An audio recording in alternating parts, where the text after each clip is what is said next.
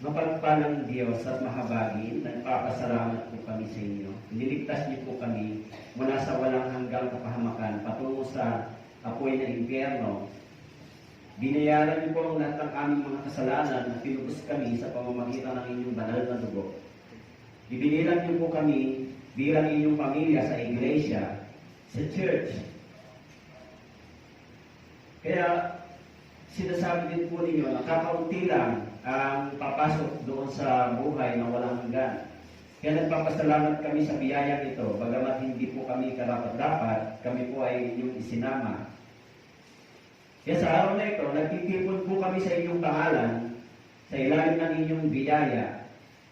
Bigyan niyo po kami ng inyong salita upang ang aming mga puso at isip ay lumago sa kaalaman at ang aming pananampalataya ay tumibay upang matuto kami, Panginoon.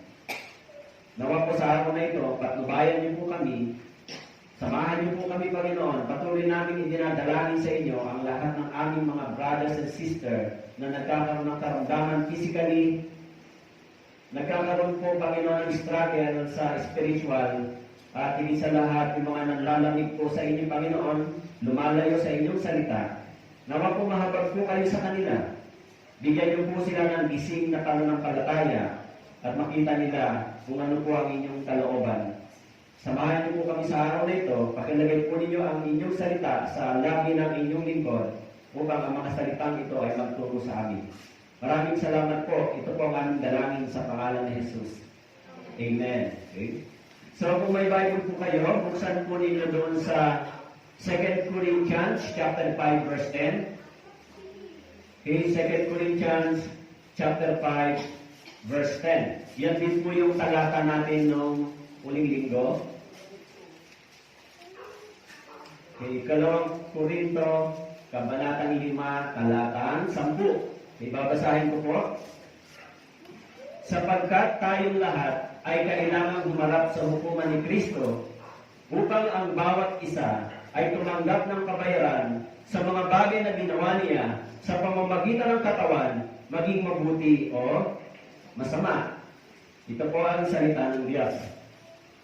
Alam niyo po, sinabi rito, sapagkat tayong lahat ay kailangang humarap sa hukuman ni Kristo. Binanggit po rito yung salitang kailangan ito. It is a required. Okay? Kung ganon, walang Kristiyano makakaiwas dito, sapagkat ito ay binanggit na kailangan. Okay? Pag sinabing kailangan, hindi mo tayo pwedeng tumanggi o magdahilan. Di ba? Sapagkat ito ay kailangan. Sabi nyo lang ganon, tayong lahat, actually, both save and unsave ay haharap sa hukuman. Pero yung binabanggit dito na judgment seat of Christ ay para sa mga believer, para sa mga ligtas. Okay? Kaya merong dalawang judgment na binabanggit sa Biblia. Yung tinatawag na judgment seat of Christ, ito po yung pagkatapos ng rapture, tayo ay tatayo sa hukuman ng ating Panginoon. Yan yung judgment seat of Christ. Yung tinatawag na white throne judgment, ito naman yung hukuman para sa mga hindi ligtas. Tatayo sila para sa kanilang pagsusulit sa mga bagay na kanilang ginawa at sila ang hatol sa kanila ng Panginoon ay guilty. Okay? Pero dito, sino ba yung tinutukoy na tayong lahat? Ito po yung mga ligtas. Ligtas na tao. Sinabi po rito, kailangan tayong humarap. Sabi diyan, upang ang bawat isa, individually, ay tumanggap ng kabayaran sa mga bagay na ginawa niya. Pagkatapos ng ating kaligtasan, meron pa tayong gawa.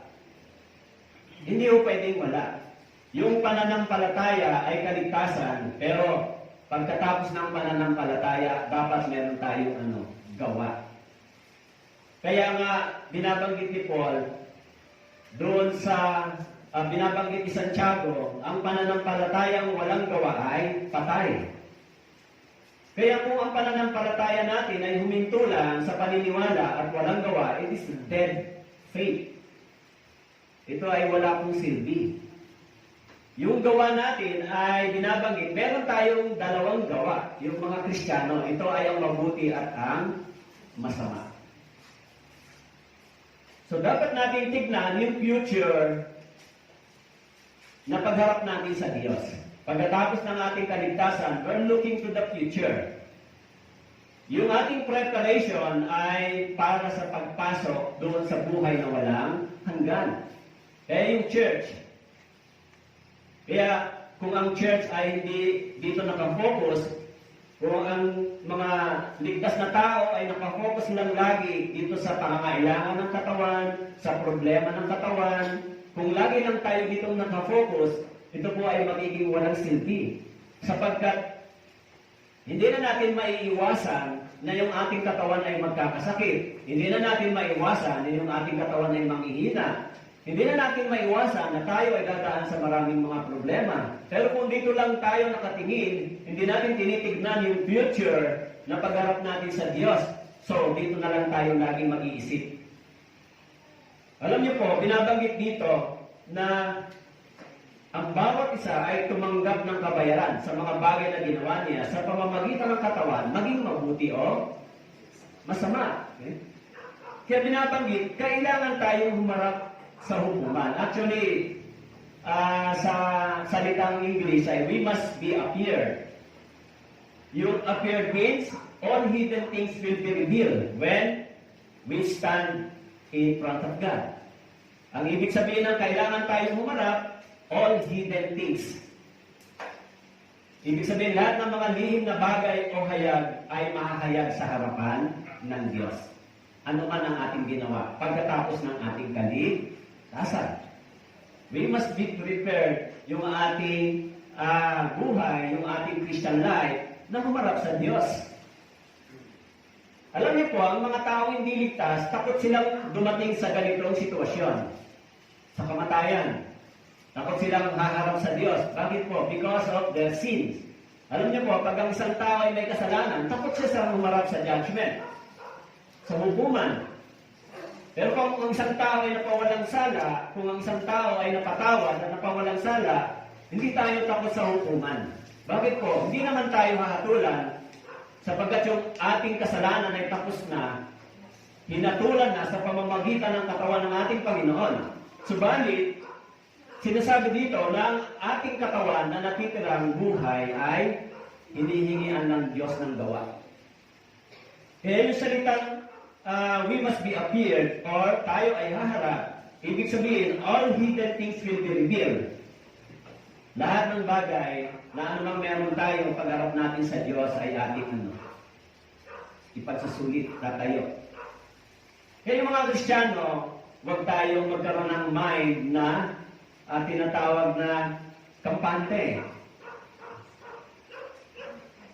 Hindi po pagkatapos ng kaligtasan ay okay na ang buhay. Hindi po ganon.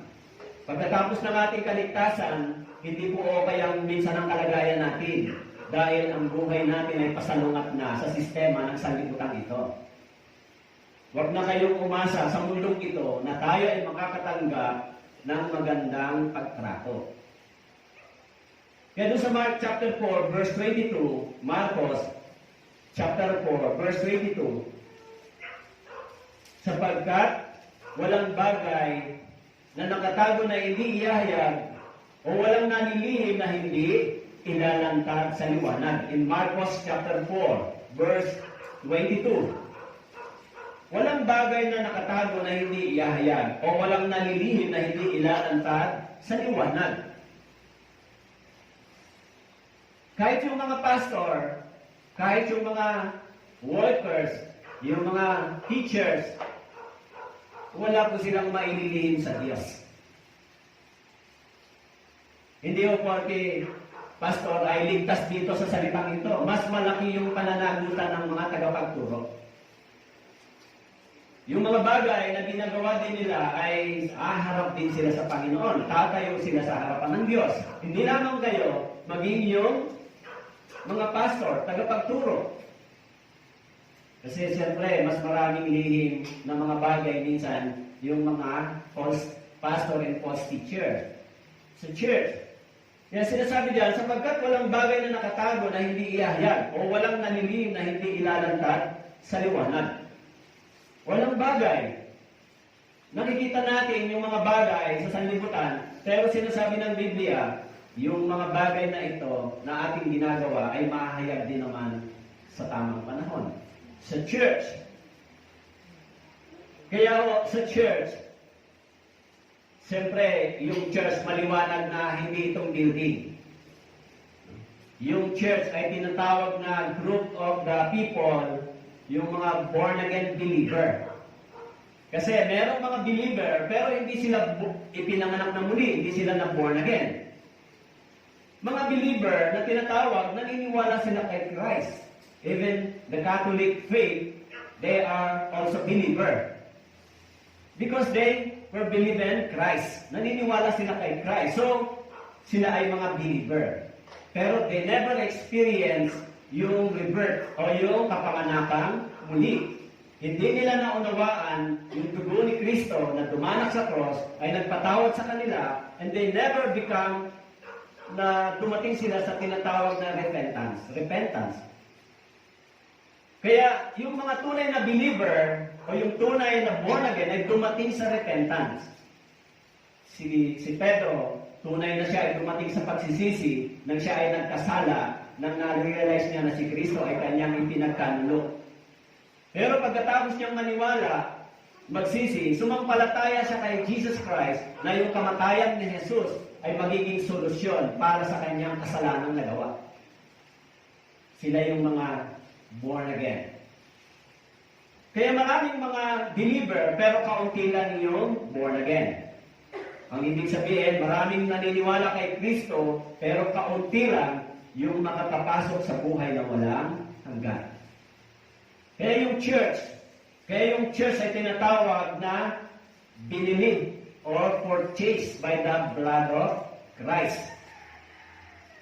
Kaya tayo ay tinipon bilang isang pamilya. Ibinigay sa atin yung Ebanghelyo upang ito ay palaganap. Binigyan tayo ng responsibility, binigyan tayo ng burden para tayo ay maging bahagi din sa kaligtasan ng iba. Kaya sinabi doon, yung mga Kristiyano ay mayroong gawa. Kailangan meron tayong gagawin after salvation, especially sa pagpapalaganap ng Ebanghelyong ito. Kaya sa 1 Corinthians chapter 4, verse 5, Unang Korinto chapter 4, verse 5, kaya huwag muna kayong humatol ng anuman ang wala pa sa panahon, hanggang sa dumating ang Panginoon. Siya ang magdadala sa liwanag sa mga bagay na sa ngayon ay nakatago sa kadiliman at ibubunyag ang layunin ng mga puso kung magkagayon ang bawat isa ay tatanggap ng papuri mula sa Diyos. This is a future. In 1 Corinthians chapter 4 verse 5, kaya't huwag muna kayong humatol ng anuman ang wala pa sa panahon hanggang sa dumating ang Panginoon. Siya ang magdadala sa liwanag sa mga bagay na sa ngayon ay nakatago sa kadiliman. Ibubunyag ang layunin ng mga puso. Ibubunyag ng Panginoon ang layunin ng mga puso. Layunin, yung purpose. Kung magkagayon, ang bawat isa ay tatanggap ng papuri mula sa Diyos. Sa ngayon, hindi tayo tumatanggap ng papuri mula sa Diyos. Pero pagharap natin sa Panginoon, tatanggap tayo ng papuri mula sa Diyos. Kung tayo ay gumagawa para sa Diyos. Yung church. Kaya sinasabi rito, tayo ay haharap. Kaya doon sa Ephesians chapter 5, verse 13 hanggang 17, subalit, Ephesians chapter 5, verse 13, hanggang sa mga sumusunod. Efeso, chapter 5. Subalit, ang lahat ng mga bagay na inantay sa pamamagitan ng liwanag ay nakikita.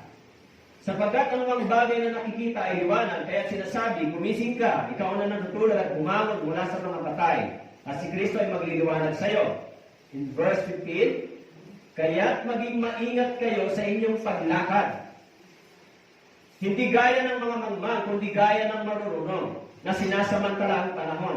Sapagkat ang mga araw ay masasama. Kahit huwag kayong maging mga hangal, kundi unawain ninyo kung ano ang kalooban ng Panginoon. Sabi ko rito, kaya't maging maingat kayo sa inyong paglakad. Sino po yung sinasabihan ni Paul? This is the church. Yung mga ligtas na tao. Maging maingat kayo sa inyong paglakad, hindi gaya ng mga mangmang, kundi gaya ng marurunong. Ano po yung bagay na tinitignan natin dito sa mundong ito pagkatapos ng ating kaligtasan? Abala pa tayo sa mundong ito? Abala pa kayo? Yung pananampalataya po ninyo ay nagagalaw pa? Ang ibig sabihin, nadi-distract pa ba kayo sa mga bagay dito sa sanlibutan ito na nangyayari sa inyo? Sinasabi rito, yung mga Kristiyano ay dapat lumakad ng katulad ng mga marurunong, wise. Ang ibig sabihin ng wise, alam natin kung nasaan ang kadiliman at nasaan ang liwanag. Alam natin kung ano ang tama at kung ano ang mali. Alam natin kung ano ang priority at saka hindi priority. Dapat alam natin kung sino ang ating priority. Dapat alam natin kung saan tayo naglalaan ng ating panahon. Kaya sabi po rito na sinasamantala ang panahon sapagkat ang mga araw ay masasama. In verse 16, kaya huwag kayong maging mga hangal, unawain ninyo kung ano ang kalooban ng Diyos. Unawain ninyo kung ano ang kalooban ng Diyos. Dahil may mga taong hindi nakakaalam ng kalooban ng Diyos.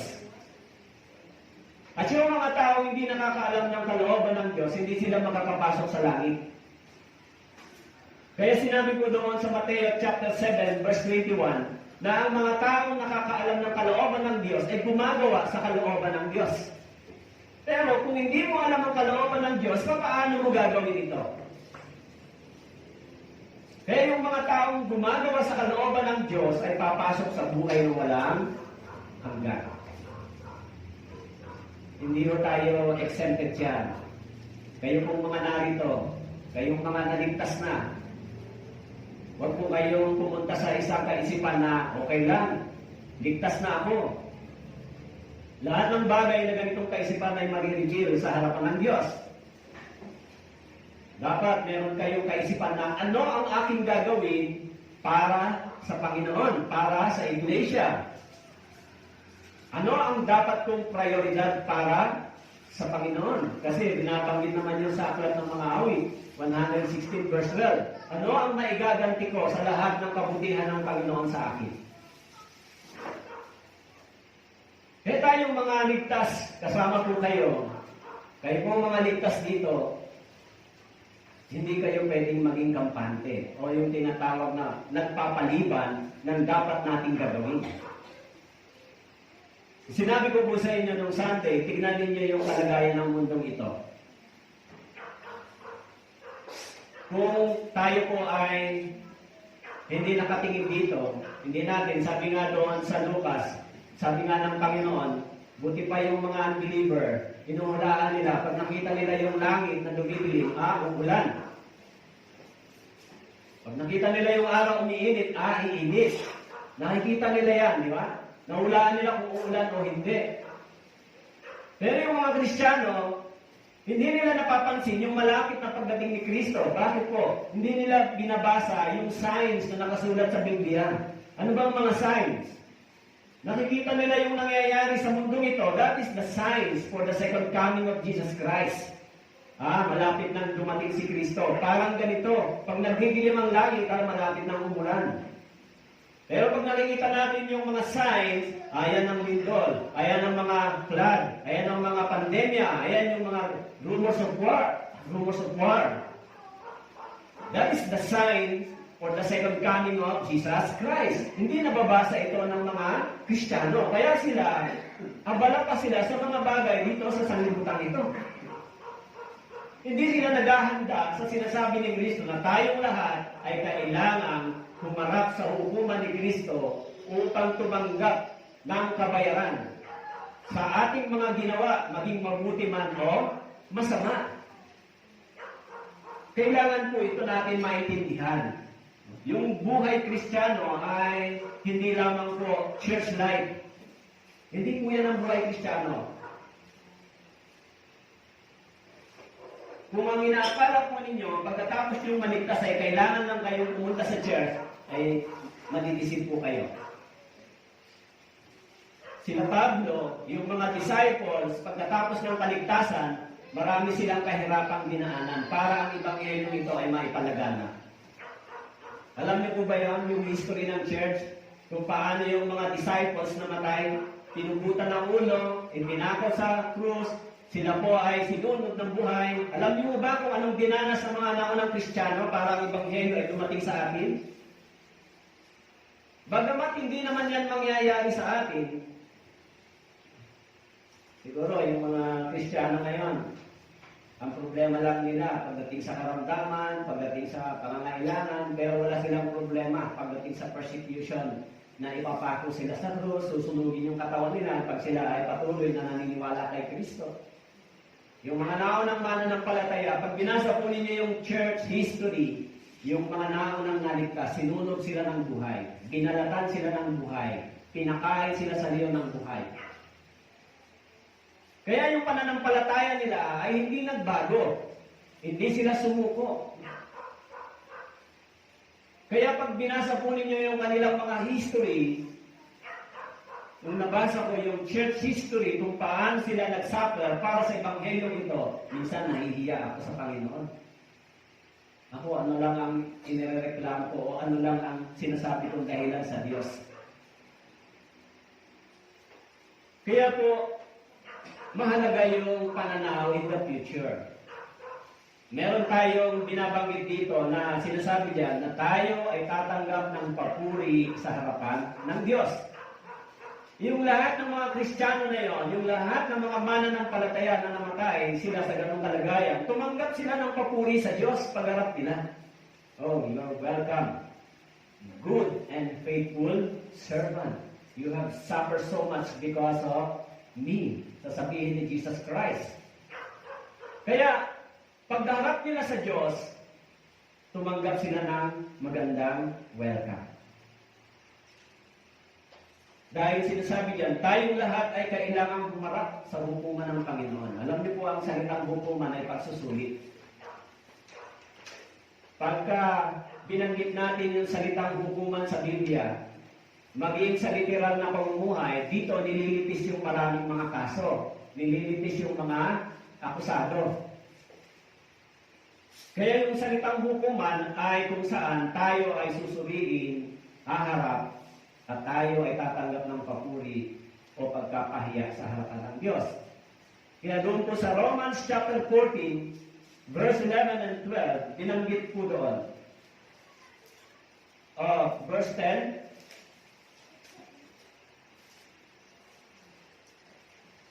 sapagkat tayong lahat ay tatayo sa harapan ng hukuman ng Diyos. Verse 11, sapagkat nasusulat kung paanong buhay ako, sabi ng Panginoon, ang bawat tuhod ay lulod sa akin, at ang bawat dila ay magpupuri sa Diyos. Kaya ang bawat isa sa atin ay magbibigay sulit sa Diyos sa kanyang sarili. Sabi po rito, kung paanong buhay ako, sabi ng Panginoon, ang bawat tuhod ay lulod sa akin, at ang bawat dila ay magpupuri sa Diyos. Minsan yung salitang ito sa verse 11 ay sinasabi ng ilang mga theologian na ito ay pagharap natin sa Diyos. Yung pagluhod o yung bawat dila ay magko-confess. Ang ibig sabihin, yung mga born-again Christian na magsusulit sa Diyos ay magko-confess pa sa harapan ng Diyos. Magko-confess. Ang sasabihin nila, I'm sorry Lord, hindi ko nagawa yung mahalagang bagay na ipinagawa mo. Nagpabaya ako pagkatapos ng aking kaligtasan. They will be confessed. Pero yung mga gumawa nito, they will praising the Lord. Sabi rito, ang iba ay magpupuri, ang dila, at ang iba ay magko-confess. Dahil sinabi diyan, tayo ay kailangang tumayo sa hukuman ng Panginoon. Kaya akala nyo ba, yung mga nagsasabing born again, na may mga dahil sa kanila ay tumalikod yung iba, nahulog sa pagkakasala dahil sa kanila, akala niyo ba wala silang pananagutan sa Diyos? May pananagutan po sila. Sinabi ng Biblia, mas mabuti pang mahulog ka na may tali sa leeg sa dagat kaysa maging katiksuran ka ng mga maliliit na ito. Akala niyo ba na ang church ay walang responsibility sa ganito? Meron tayo. Kaya sinabi ng Biblia, maging maingat kayo sa inyong paglakad. Hindi lang kayo, maging yung mga pastor. Akala niyo ba, yung mga pastor ay hindi haharap sa mahigpit na pagsusulit? Binanggit sa John o sa James na mahigpit yung kanilang pagsusulit. Kaya kung hindi maingat sa mga pangaral, kung hindi maingat sa pagtuturo, so ang sabi doon, mahigpit yung pagsusulit. Kaya napakalaki ng tungkulin ng mga nagtuturo. Eh yung mga Kristiyano, yung mga born again, kung hindi sila naturuan ng tama at maayos, anong mangyayari sa kanila? Kailangan turuan sila, kailangan sanayin sila, kailangan ipaunawa sa kanila ano ang layunin o purpose ng kaligtasan pagkatapos nating maligtas. Kasi, alam nyo, ang kaligtasan ay simula ng kagalakan. Pero pagkatapos ng kagalakan ay simula din ng kahirapan. Pag naligtas ka, meron kang joy. Kaya doon sa John chapter 4, yung babaeng Samaritana, siya ay isang babae na nangangalunya. Sinabihan siya ni Jesus Christ tungkol sa kanyang buhay sa marriage life niya. So, nasabi niya kay Jesus Christ, ikaw, Ginoo, ikaw ay isang propeta. Dahil alam ni Jesus Christ yung kanyang buhay kung ilan ang kanyang naging asawa. Pero tumanggap siya ng biyaya sa Panginoon, tumanggap siya ng kaligtasan dahil na-realize niya na si Jesus Christ ay Messiah at nagpatawad sa kanyang mga kasalanan. Kaya anong nangyari? Nung naligtas yung babaeng yun, pumunta siya sa kanyang bayan at masaya siyang nagpahayag. Masaya niyang ibinalita yung kanyang natanggap na biyaya kay Jesus Christ. Kaya sinasabi diyan, bawat isa sa atin ay magbibigay sulit sa Diyos ng kanyang sarili. Ng kanyang sarili. Kayo po ay kasama dito, mga brothers and sisters. Huwag po ninyong kalilimutan, ang kaligtasan ay libre. Wala tayong ginawa sa salvation natin, just only to believe in Jesus, what He has accomplished on the cross. Kung ano man ang kanyang tinapos sa cross, ito ay nagbunga ng kaligtasan para sa atin. Libre. Pero pagkatapos ng kaligtasan, merong hinihingi ang Diyos sa atin. Kung mababaw yung pagtingin natin dito, kung mababaw ang inyong pagkaunawa sa inyong salvation, sa inyong biyayang pinanggap, hindi kayo magkakaroon ng malalim na burden para sa Diyos. Okay lang, si Jesus, diligtas ako. Pero pag pinag-isipan natin malalim yung ganitong bagay, masasabi natin, oh Lord, hindi ako karapat-dapat sa iyong ginawa para sa akin. Yes, sa Acts chapter 10, verse 42. Gawa, chapter 10, verse 42.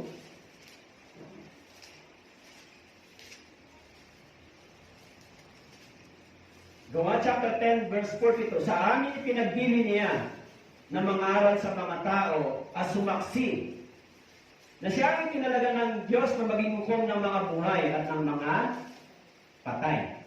Sa amin pinagbili niya na mangaral sa mga tao. Mangaral sa mga tao. Ito yung ginagawa natin ngayon. Mangaral sa mga tao at sumaksi na siya ang itinalaga ng Diyos na maging hukom ng mga buhay at ng mga patay. Of course, yung buhay dito ay yung mga born again Christian. Yung mga patay dito ay yung mga hindi ligtas. Pareho silang tatayo sa hukuman ng Diyos. Pareha silang haharap sa hukuman ng Diyos. Magkaiba lang yung hatol. Okay? Kaya sinabi diyan, mangaral sa mga tao, sumaksi, ipahayag na siya ay itinalaga ng Diyos. Okay? Kaya po iyan yung Biblia. Kaya tayo naligtas dahil sa tinanggap na paghihirap, dahil sa kamatayan, dahil sa paghihirap ni Kristo, kaya tayo naligtas. Kaya yung paghihirap ni Kristo sa cross, yan yung tinatawag na judgment for all the sins.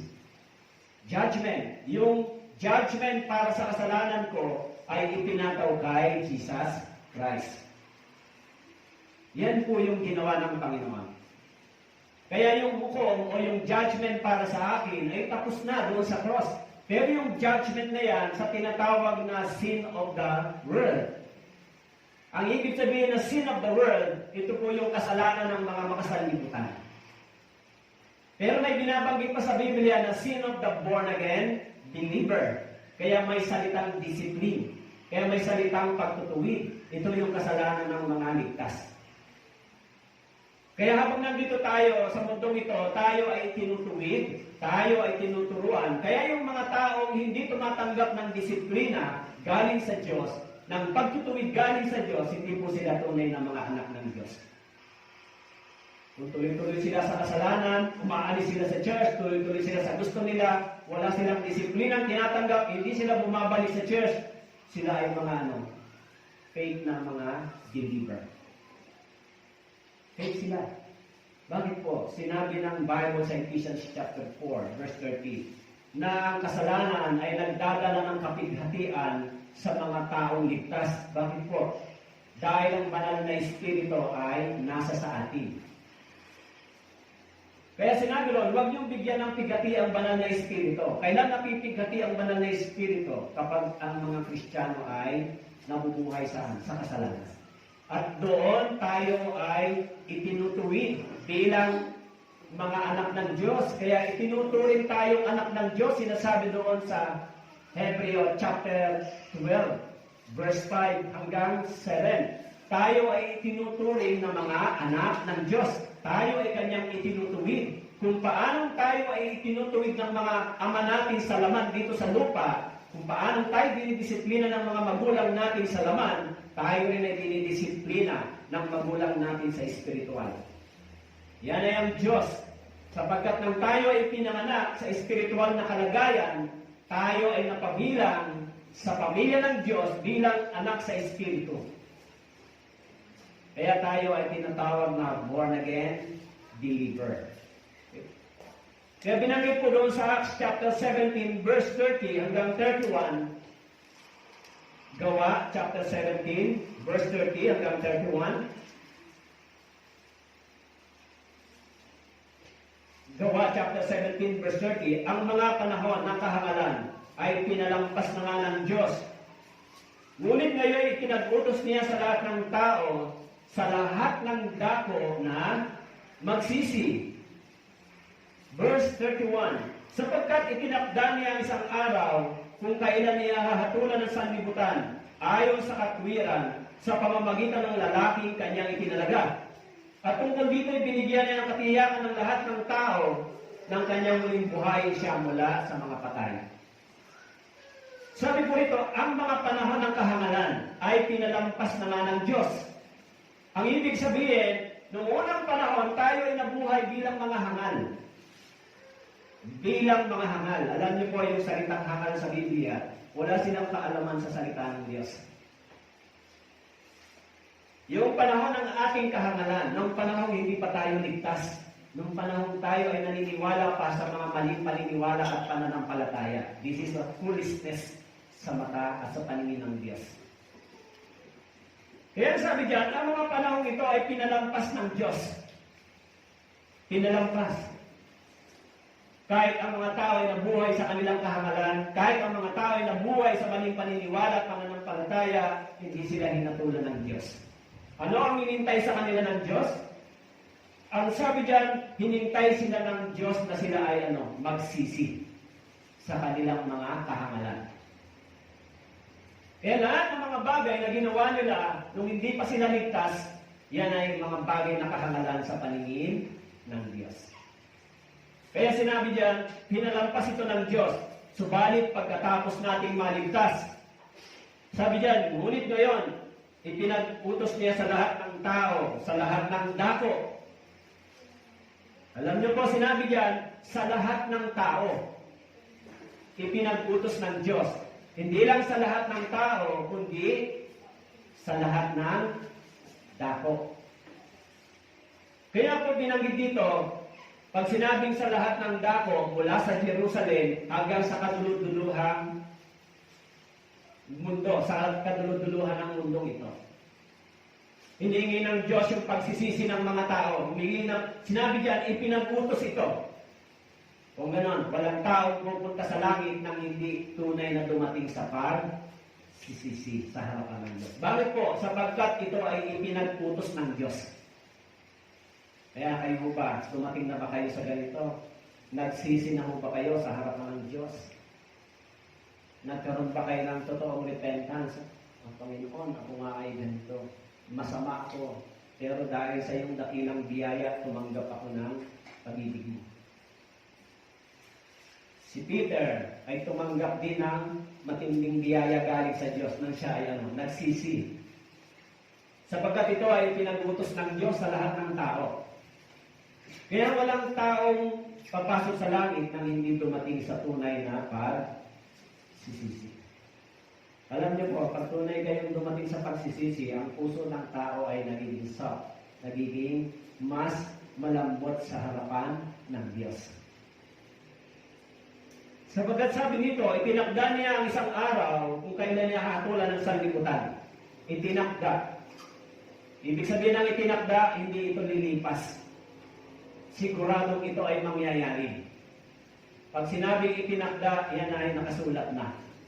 Itinakda din ng tao na mamatay, kaya yan ay maaaring hindi mangyari. Itinakda ba? Sinabi ba sa Bible? Kaya doon sa Hebrew chapter 9, verse 27, itinakda ang tao na mamamatay, subalit hindi lamang siya mamamatay, kundi siya rin ay haharap sa hukuman ng Diyos. Kaya yung mga born again, mga Kristiyano, mapalad tayo sapagkat ang hukumang ito na binabanggit para sa atin ay hanapin sa atin kung ano ang bunga. Hindi para tayo singilin ng Diyos sa lahat ng ating pagkakasala. Kapag ang mga kasalanan natin ay tinatawad na at tinubos na. Kaya binabanggit yan, may isang araw na paghukom para sa lahat. Hindi lang sa mga ligtas, maging sa mga hindi ligtas. Magsusulit din sila. Meron ba silang gawa? Yung mga hindi ligtas, may gawa po ba sila? Meron silang gawa. Iisa lang ang gawa nila sa paningin ng Diyos. Ano po yan? Masama. Yung mga hindi ligtas. Pero yung mga ligtas na tao, may dalawang gawa sa paningin ng Diyos. Mabuti at masama. Bakit po? Sapagkat binabanggit po doon sa Philippians chapter 2 verse 13, ang Diyos ang siyang gumagawa sa inyo upang maisagawa yung kanyang kalooban. Kaya yung kalooban na ito, yung paggawa ng Diyos ay upang magawa natin ang mabuti, sapagkat binabanggit sa Biblia, ang bawat mabuti at banal ay nanggagaling sa langit. Kaya kung magagawa natin ito, hindi dahil sa ating sarili, sapagkat binibigay ito at gumagawa ang Diyos sa atin, sa pamamagitan natin, ang Diyos ay gumagawa sa atin. Ang Diyos ay gumagawa sa pamamagitan nyo. Kung ganoon, kung ang Diyos ay gumagawa sa pamamagitan nyo, hindi kayo gagawa ng masama, sapagkat ang Diyos ay mabuti. Kaya sabi doon, ang Diyos ay gumagawa sa atin. Kaya dapat nating saliksikin ang ating mga sarili. In Ecclesiastes chapter 12, verse 13 hanggang 14, ito ang wakas ng lahat ng bagay. Mangangaral, chapter 12. Lahat ay narinig. Matakot ka sa Diyos at sundin mo ang kanyang mga utos. Sapagkat ito ang buong katungkulan ng tao. Sapagkat dadalhin ng Diyos ang bawat gawa sa paghukom. Pati ang bawat na bagay, maging ito'y mabuti o masama. Ecclesiastes o Mangangaral, Kabanatang 12, talatang 13 hanggang 14. Mangangaral. Sinabi diyan, ano ba ang katungkulan ng tao? What is the purpose of life? And what is the purpose of salvation? Yung katungkulan ng tao, yung purpose ng buhay ay nakasulat sa verse 13. Ano po ang sinabi dito? Matakot ka sa Diyos at sundin mo ang kanyang mga utos sapagkat ito ang buong katungkulan ng tao. And that is the purpose of salvation and that is the purpose of life. Nabubuhay lang ba ako para sa aking sarili? Nabubuhay lang ba ako para gawin ko yung lahat ng mga bagay na gusto ko? Nabubuhay lang ba ako para ang katawan ko rito sa mundong ito ay magsaya lang para sa mga bagay na meron dito? Hindi po. Sinabi diyan, your purpose is to fear God and obey to His word. Yan yung sinabi ko dito sa verse 13. Kaya tayo ay gumagawa para sa Diyos sapagkat sinabi ron, maging mabuti o masama, tayo ay haharap sa harapan ng Diyos. Eh mga Kristiyano, alam niyo po, sa totoo lang, tignan natin yung mga false believer. Di ba? False. Minsan, parang mas tunay yung kanilang paniniwala sa Diyos. Pagdating saan? Sa kanilang pagsisigasig para sa kanilang katawan. Halimbawa, yung mga Jehovah. Yung mga Jehovah, nagbabahay-bahay ba sila? Ha? Nagbabahay. Naglalakad sila ng milya-milya. Dala nila yung mga pamphlets, mga books nila, mga teaching, iniaalok sa bahay-bahay. Ibig sabihin yung kanilang sigasig, yung kanilang determination ay napaka-strong. Ganyan sila katindi. Yung mga Latter Saints Day. Ano ba yung sa Tagalog ang Latter Saints Day? Di Joseph Smith. So sila ay may mga missionary, kasama yung mga Pilipino, naglalakad din sila ng milya-milya. Mormons, yes, mga Mormons. Yung kanilang hardship, yung kanilang sacrifice, pag tinignan mo sa mga born-again Christian, malayo. Malayo. Yung mga idolatry. Gaano sila ka-dedicated sa kanilang paniniwala. Yung kanilang material na bagay, sa totoo lang, hindi pwedeng hindi ka magbibigay sa kanila. That is the law para sa kanila. Kung titingnan mo sila sa physical na anyo, sa kanilang sigasig, mas talagang sila yung tunay na mayroong kaligtasan. Kung titignan mo sila. Meron silang ganong matitinding sigasig, meron silang ganong matitinding sakripisyo. Pero paano naman yung mga nagsasabing totoong ligtas? Naglalakad ba kayo katulad nila? Nagbabahay-bahay ba kayo katulad nila? Nagsasakripisyo ba kayo ng mga bagay na meron kayo para sa Diyos? Sila yung mga nagsasabi, yung mga tao yun na sila ay gumagawa, iniisip nila, gumagawa sila para sa Diyos. This is for my God. Pero paano naman yung mga born again na ligtas? Kayo po, paano naman yung ikukumpara yung pananampalataya ninyo sa kanila pagdating sa gawa? Siguro, sasabihin nila, si Pastor, kinukumpara kami. Hindi yan comparison. That is the lesson sa atin. Hindi sila tiyak sa kanilang kaligtasan. Pag tinanong mo sila, yung kaligtasan nila ay malayo dito sa Biblia. Hindi si Jesus Christ yung Savior, yung iba sa kanila. Pero tayo, tama yung salvation, tama yung kaligtasan natin. Si Jesus yung Savior, namatay si Jesus Christ para sa atin. Yung dugo ni Jesus Christ ay dumanak para sa atin, nagsakripisyo siya. Pero pagdating sa aking ginagawa, parang sa panlabas na anyo, parang sila ang mas papasok sa langit kaysa sa akin. Dapat nating pag-isipan yung mga bagay na ito. Bakit po? Sinabi riyan na tayo ay haharap at tatayo sa hukuman ng Diyos. Yan po yung sinasabi ng Biblia sa atin. Hindi po yan nakakatakot. Sa mga taong gumagawa para sa Diyos, sa mga taong gumagawa ng masaya para sa Diyos, hindi po yan nakakatakot. Yung mga taong sumusunod, hindi sila natatakot kung sila ay humaharap sa kanilang mga magulang. Sunodin naman yung anak, wala namang problema. Pero yung mga taong hindi sumusunod at hindi gumagawa, meron silang may fear. Anong gagawin ko? Kaya, kung hindi tayo nag-iisip ng ganito, kung hindi po kayo nag-iisip ng ganito, ay dapat pumunta po kayo diyan. Panginoon, ano ba ang kulang sa akin? Yun yung church. Minsan minsan sinasaway ko yung iba, di ba? Sa life of Christian, huwag tayo masyadong maging proud dahil tama yung ating paniniwala at kaligtasan. Baka maging proud lang tayo pero wala naman tayong ginagawa. Mas tama kami dyan.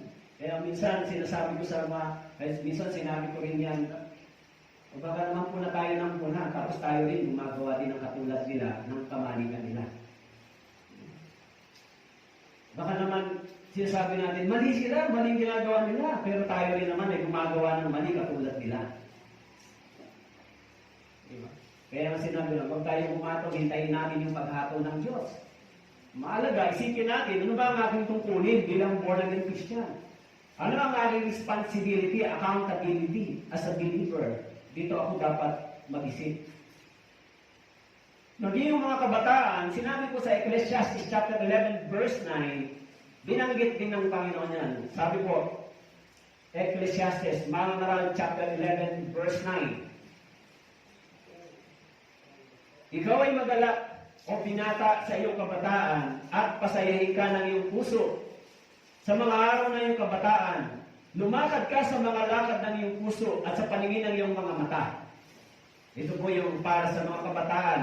Ngunit, alamin mo na dahil sa lahat ng mga bagay na ito ay dadalhin ka ng Diyos sa paghuhukom. Mga Ngaral chapter 11 verse 9. Yung mga kabataan, sabi dito, pasayahin ka ng iyong puso sa mga araw ng iyong kabataan. Mga kabataan ngayon, kung hindi sila maaralan ng ganito, napakaaga nilang matuto ng mga makasanlibutang bagay. Napakaaga nila pumapasok sa relationship, napakaaga nila nag-iisip sa mga bagay na ito, which is hindi pa naman nila ito kailangan. Kaya sa church, inahandlangan natin sila sa ganito, huwag muna kayong pumunta dyan, kasi mapapahamak talaga kayo pag nagpilit kayo. Bakit? Hindi nyo pa kaya humarap sa ganitong responsibility, hindi nyo pa kayang harapin yung ganitong mga malalaking pananagutan at papasok kayo dyan, maaari kayong mahulog sa pagkakasala at magkamali. Kaya sa Biblia, may binabanggit si Haring Solomon sa Ecclesiastes chapter 3 na there is a time for everything. There is a time for everything. Now, this is the time, hindi pa para sa ganung bagay, unahin mo muna kung ano yung dapat. Kaya nga, yung emotion, dapat hindi tayo nito inaalipin, emotion. Kung minsan, yung mga kabataan, very weak yung kanilang emotion, napakabilis lang nilang mag-desisyon because of their emotion. Hindi mo na sila nag-iisip, tama ba yan o hindi? Kaya minsan, sa murang edad nila, meron na silang mga ganitong kaisipan. Bakit po? Sa church, dapat hindi ito mangyari. Dapat sa church, ma-educate, magkaroon tayo, maturuan sila ng values na malaman nila ano ba ang mas priority. Asa bilang Kristiyano, bilang mananampalatayang kabataan, ano ba yung priority ko muna? Ano yung dapat ko muna? Hindi yung puso. Hindi yung damdamin. Unahin ko muna, ano ba ang mas nakalulugod sa paningin ng Diyos. Kaya kung hindi sila maturuan, malalaman lang natin yung mga kabataan. Katulad na rin sila ng mga kabataang makasanlibutan. Okay? Excuse me. Kaya, kung ano ang ginagawa ng mga makasanlibutang kabataan, iyan na rin ang kanilang gawain. Kung ganon, yung church, Yung church na pinabanal ng dugo ng Panginoon, na nilinis ng kanyang dugo sa mga bagay na marumi. Yung church, ini-invade ng mga ganitong worldly system, worldly activities, pumapasok sa church, kaya yung mga believer, yung mga ligtas, ay para na rin mga hindi ligtas kung kumilos, magsalita at mag-isip. Dahil na-invade sila ng mga ganitong practices. Kaya, kung mga kabataan, kung kayo rin po ay mahilig mag-post, ay huwag niyo ako i-invite na maging friends ninyo. Kung ayaw ninyo makorek. Kaninang umaga lang, meron akong nakorek na isang kabataan. Nakita ko yung post niya. In-invite niya ako maging friends. Eh di in-accept ko kasi nakita ko. Dito siya. O sige, dahil member ng Kailaway. In-invite na maging friends ako. O di, in-accept ko. Pero pag-accept ko, nabasa ko yung mga post niya. Ang problema nung nabasa ko yung mga post niya, ay masakit talaga sa tenga. Masakit yung mga salitang, yung mga words na pagtingin ko, mas hindi maganda sa mata. Eh, na-analyze ko yung mga salita, hindi maganda sa mata. Sabi ko, hindi yan sinasabi. Kaya nag-post ako sa kanya ngayon tuloy. Sinabi ko, sister, ito ay hindi sinasabi ng mga Kristiyano. Sabay nag-post pa ako ng verse, sa bawat salitang dinanggit mo, pananagutan mo sa Diyos. Sino ang magkukulik at magbabantay sa kanila? Akala nila, tama lang yung salitang ganito. Eh, yung salitang ginamit ay talaga namang, kumbaga, tungkol sa mga second wife, tungkol sa mga ganong idea. Sabi ko, hindi yan sinasabi ng mga kabataan Kristiyano. Eh, wala akong magagawa. Invite mo ako diba? Siyempre, kung ikaw ay nasa church, dapat makatanggap ka ng correction. Dahil biblically, sinabi sa 2 Timothy chapter 3, verse 16, na ang salita ng Diyos ay nagagamit sa pagtutuwid, pag-akay sa matuwid na pamumuhay. So, bahala siya kung magagalit siya, masaktan, pero yun ang dapat. Bakit? Ikilos ba tayo katulad ng taga-sanlibutan? Magsasalita ba tayo katulad ng mga taga-sanlibutan? Mag-iisip ba tayo katulad ng mga taga-sanlibutan? Mga katwiran ba tayo katulad ng mga taga-sanlibutan na pupunta sa impyerno? Siyempre hindi. Dahil tayo ay nilinis na ng Panginoon. Kaya sinabi diyan, ikaw ay magalak sa iyong kabataan, pasayin ka ng iyong puso sa mga araw ng iyong kabataan, lumakad ka sa mga lakad ng iyong puso, at sa paningin ng iyong mga mata. Ngunit alamin mo na dadalhin ka ng Diyos sa lahat ng mga bagay na ito, dadalhin ka ng Diyos sa paghukom. Eh yung mga anak nyo, mga anak natin, dapat maturuan natin sila ng spiritual values. I-encourage sila na maging Kristiyano yung kanilang kaisipan, kanilang sinasabi at ginagawa para makaiwas sila sa sistema ng sanlibutan ito. Pwede bang sabihin yun? Ako pupunta sa langit, pero mga iniisip at sinasabi ko ay puro makasanlibutan. Pwede mo ba yun? Hindi pwede yun. Kaya sa church, mahalagang mapanatili natin yung kabanalan, katuwiran at kaalisan. Sa church. Gusto niyo ba maging katulad tayo ng mga taga-sanlibutan? Kaya sa ating church, kaunti lang yung totoong Kristiyano. Kaunti lang yung totoong pupunta sa langit. Nakasama kayo. But of course, makikita yung dapat sa atin. Makikita sa ating personal na pamumuhay. Hindi ko sinasabi yung salitang perpektong pamumuhay. Hindi po yun ang pinabanggit ko rito. Ang sinasabi ko, yung pamumuhay na mayroong pagtatakot sa Diyos. Yung mayroong koneksyon at mayroong kaisipan na ito ay mali at ito naman yung tama. Kasi hindi naman tayo perfecto, maaari tayong magkamali, pero kung tayo ay gumagawa lagi sa pagkakamali, kung tayo ay nasanay na sa pagkakamali, kung tayo sanay nang gumawa ng mali, eh yan yung malaking problema sa harapan ng Diyos. Kaya tayong lahat ay haharap sa hukuman. Binabanggit sa Awit chapter 50 verse 3, sinabi mo roon,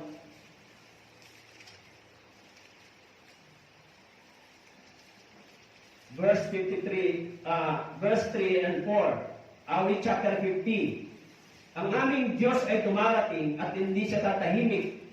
Nasa harapan niya ang apoy na tumutupok at malakas na bagyo sa kanyang palibot.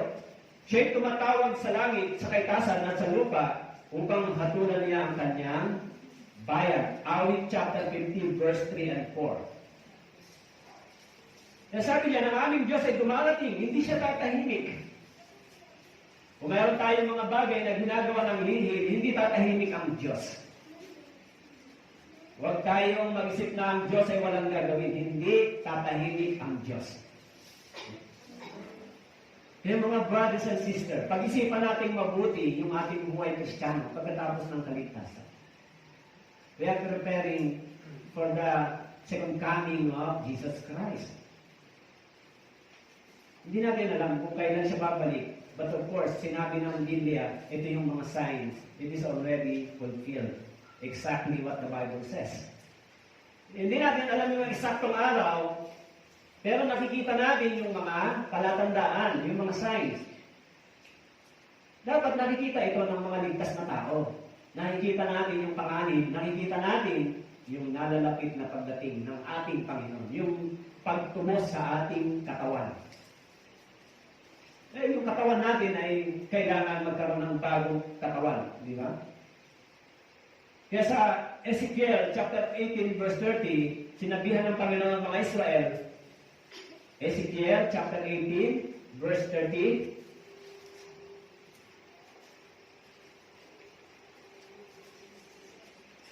Ezekiel chapter 18 verse 30, kaya hahatulan ko kayo, o sambahayan Israel, bawat isa ay ayon sa kanyang mga lakad, sabi ng Panginoong Diyos. Kayo'y magsisi at lumayo kayo sa lahat ninyong pagsuway, sa gayon ang kasamaan na hindi magiging inyong kapahamakan.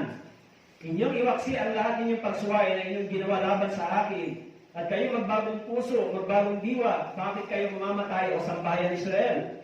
Sapagkat wala akong kaluguran sa kamatayan ng sinuman, sabi ng Panginoong Diyos, kaya magsipagbaliklod kayo at mabuhay. Ezekiel chapter 18 verse 30 hanggang 32, sinabi diyan, hahatulan ko kayo, o sambahayan ni Israel. Alam niyo po, yung bansang Israel ay isang halimbawa sa buhay ng mga Kristiyano. This is the lesson for our Christian life. Bakit po? Yung bansang Israel, bagamat sila ay pinili, tinawag ng Panginoon para sa kanyang layunin, pinagpala sila nang sila ay sumunod, subalit nang sila ay sumuway, sinabi rito, hahatulan ko kayo, o sambahayan ni Israel. Kaya sinabi diyan, tinawagan sila ng Panginoon magsisi, manumbalik sa Diyos.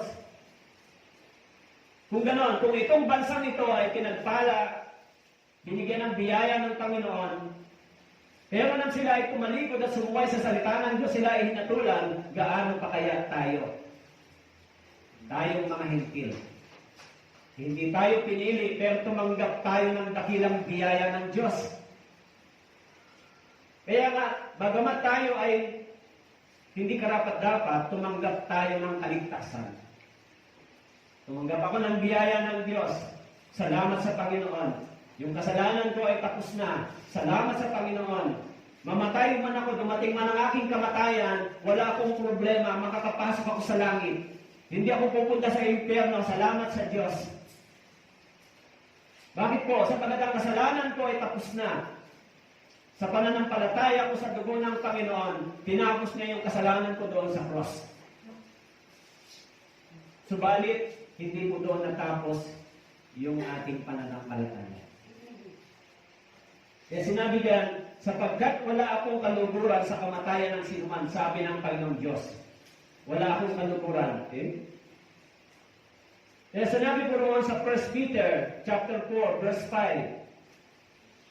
Unang Pedro chapter 4, verse 5. Ngunit sila ay magbibigay sulit sa Kanya na handang umatol sa mga buhay at sa mga patay. Kaya yung mga Kristiyano na ipagpapaliban pa nila yung ganitong pakikinig, bisa na hindi ko maubos maisip kung bakit ang mga Kristiyano ay kaya nilang gawin yan. Di ba? Alam nyo, sa totoo lang, ako po ay simula nung naligtas. Wala akong maalala na kami ay umabsent sa church. Kahit isang beses lang. Kahit yung family ko lagi kong kasama, walang maalala. Kasi yung church ay bahagi na ng buhay. Kung tayo ay nakakapunta sa mga kasiyahan, sa mga party, nakakapagtiis tayo sa mga ibang bagay, napupunta tayo sa mga para mag-acquire ng wealth, nagpupunta tayo sa mga kung ano-anong imbitasyon sa atin, pero pagdating sa church, wala tayong passion, wala tayong desire, so may problema tayo sa harapan ng Diyos, di ba? Bakit pag inimbita kayo ng presidente, baka hindi kayo pwedeng hindi umabsent? Pero pagka inimbita kayo ng Panginoon sa church, o pumunta ka sa church, next time, Panginoon, next time na lang. Kapag presidente, hindi pwedeng tumanggi, di ba? Pero para sa Christian life, pwedeng tumanggi. Sino ang mas mataas, presidente o Diyos? Sino mas mahalaga? Yung sasabihin ng presidente, yung sinasabi ng salita ng Diyos. Siyempre, mas mahalaga yung sasabihin ito, di ba?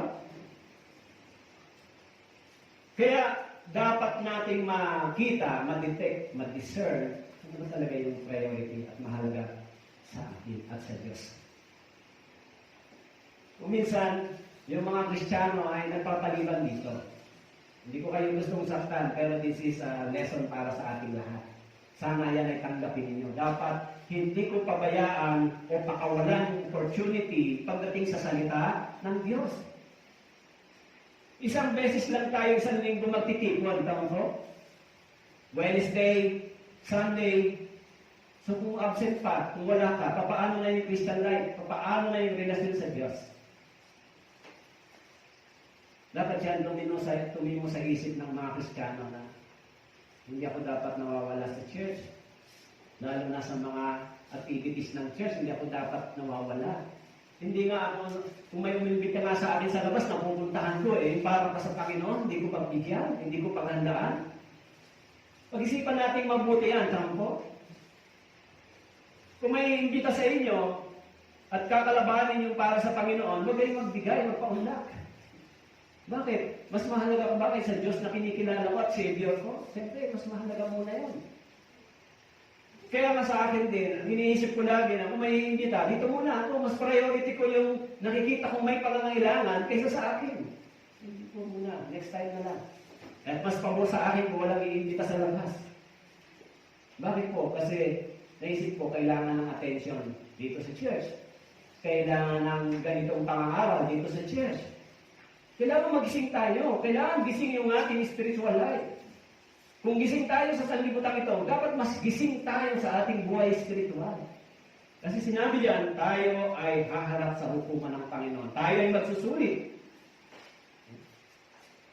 Sa Jude chapter 1, verse 14 and 15, Jude chapter 1, verse 14 and 15, at sa mga ito rin naman si Enoch, Jude chapter 1, verse 14 and 15.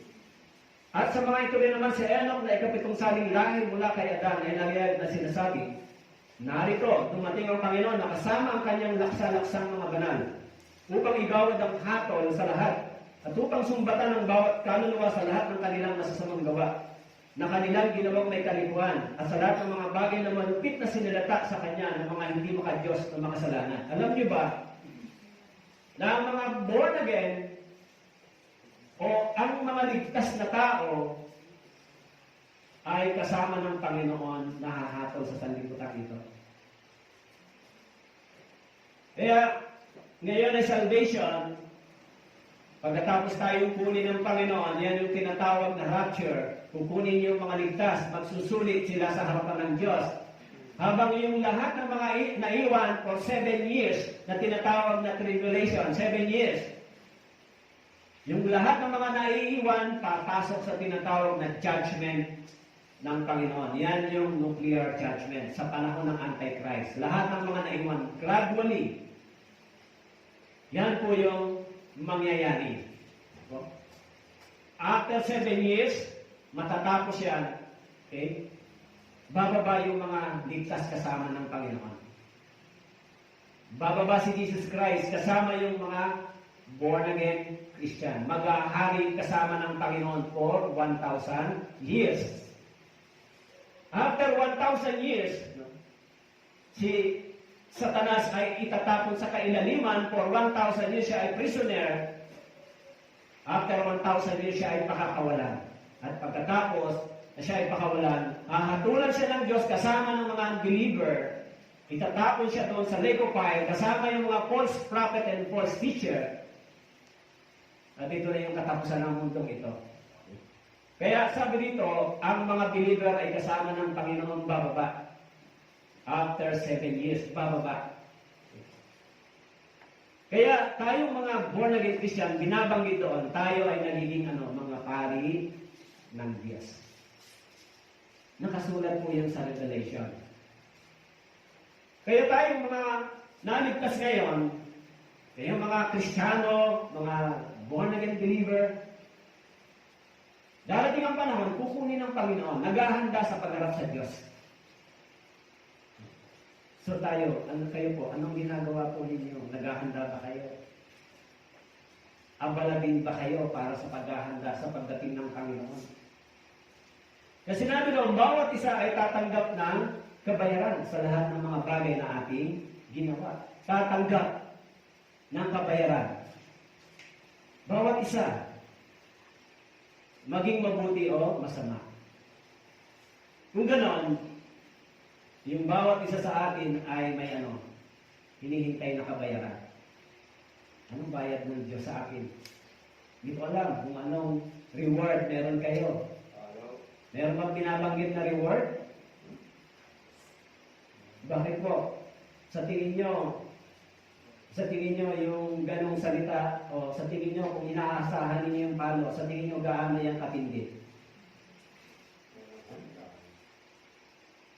Gaano katindi yan sa ini-expect ninyo? Hindi yan yung palo ng tatay, yung patpat, yung stick. Sa tingin nyo po, anong klaseng palo yan? Baka humabigla kayo, di ba? Kasi ang alam lang ng tao na palo ay palo ng magulang. Pero sa tingin ko, hindi ganun yung sinasabi ng Panginoon sa atin. Baka mas matindi. Tama po. Hindi natin pwedeng iparehas yung isip natin sa iniisip ng Diyos. Hindi natin yan pwedeng iparehas. Sinabi yan sa Isaiah, yung isipan ninyo ay hindi katulad sa isip ng Diyos.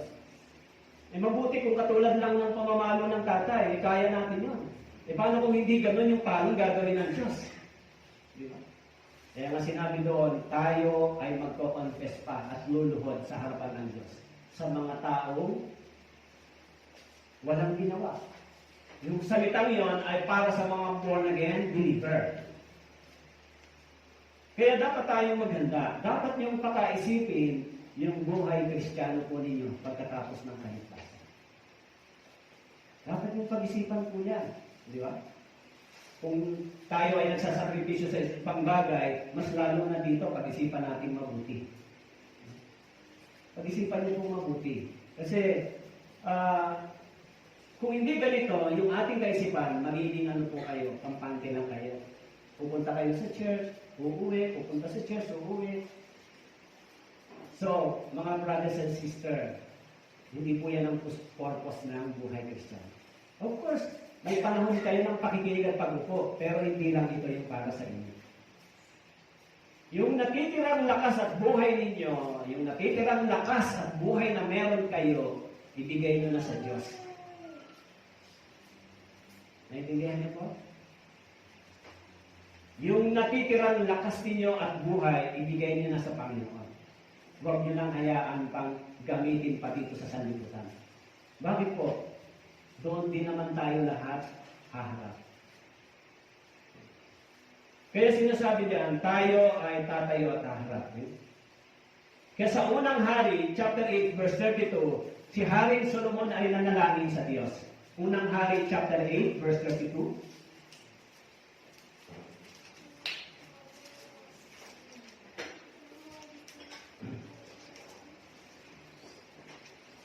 Unang hari, chapter 8, verse 32. Okay, babasahin ko po. Pakinggan mo sa langit at kumilos ka at hatulan mo ang iyong mga lingkod. Iyong parusahan ang nagkasala sa pamamagitan ng pagpapataw ng kanyang ginawa sa kanyang sariling ulo at ariing ganap ang matuwid upang bigyan siya ngayon ng ayon sa kanyang pagiging matuwid. Sabi ni Haring Solomon, pakinggan mo sa langit.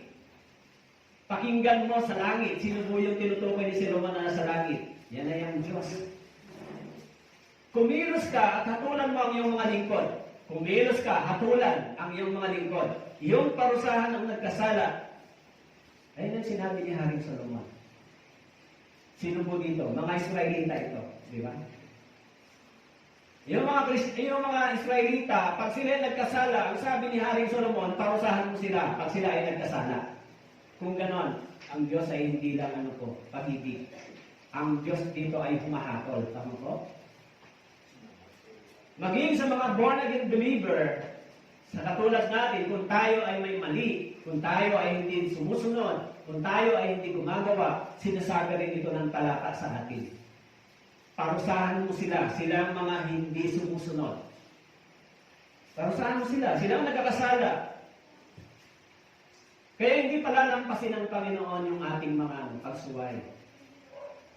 Hindi yung palalampasin ng Diyos. Hindi siya tatahimik kung tayo ay nabubuhay sa maling pamumuhay. Kukonsintihin ba tayo ng Diyos? Kung kayo po ay nabubuhay sa mali, kukonsintihin ba kayo ng Diyos? Hindi po. Kung tayo mga magulang, hindi natin kinukonsinti yung ating mga anak sa mali, lalo na ang Diyos. Ayaw niya na ang kanyang mga anak ay mabuhay pa sa mali. Ayaw niya ang kanyang mga anak ay mabuhay pa sa kasalanan. Kaya hindi tayo kukonsintihin ng Diyos. Kung ganoon, ang Diyos ay maglalapat ng parusa para sa atin. Kaya kung kayo po ay walang ganitong kaunawaan ng pagkakilala, baka hindi po ninyo napapansin. Yan minsan yung church, di ba? Yung mga mananampalataya sa loob ng church. Minsan, hindi sila nagkakasundo.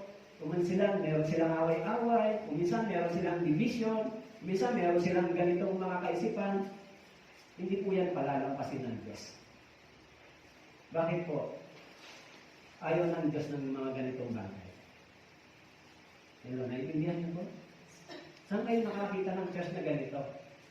Mabuti pa yung mga tao, mabuti pa yung mga kulto, sila ay united. Mabuti pa yung mga Jehovah, mga iglesia, mga united sila.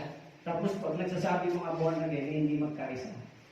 Ay, nakakita ng ganito. Sinabi ng Biblia, meron tayong isang Espiritu. Hindi ba nakakahiya sa Panginoon yan? Hindi ba nakakahiya sa Diyos? Nakakahiya sa Panginoon? Sinasabi kong born again ako. Pero wala akong pakikisa. Mabuti pa sila nagkakaisa. Mag-isip tayo mabuti. Bakit ko po sinasabi sa inyo? Buksan po ninyo yung isipan nyo. Dahil ayoko humantong kayo saan? Sa pagkapahiya sa harapan ng Diyos pag kayo ninyo. Sino magpapaalala at magtuturo sa inyo? Kaya ako'y tinayo ng Diyos para kayo paalalahanan at turuan. Di ba? Yung sinasabi ko sa inyo, hindi para sa akin, yan ay para sa inyo. Na-challenge kayo. Oo nga, tama yung ganitong sinasabi ng Biblia.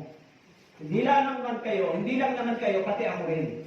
Alam ko kung ano ang tinatayuan ko at alam ko kung bakit ko ginagawa yan. Bakit? Dahil alam ko, haharap ako sa Diyos. Kaya kahit na anong mangyari, hindi baling matipay ka, wag lang ang Diyos ang matipay sa iyo. Kaya ano man ang nakikita nyo sa amin, yan ay pag-ibig namin sa Panginoon. Kung kami man ay nagtatrabaho rito, hindi ho para sabihin masipag. Hindi yan ang pag-ibig namin sa Panginoon. Yan yung iniisip namin, iniisip ko na ano pa ang hindi ko kayang gawin para sa iyo, Panginoon. Iniligtas mo yung buhay ko. Kasi ako ay galing sa ibang ibang pagtuturo. Kaya mas malalim sa akin yung ebanghelyo nang dumating dahil nagpasalamat ako. Dahil iniisip ko noon ligtas na ako, yung pala hindi pa ako ligtas.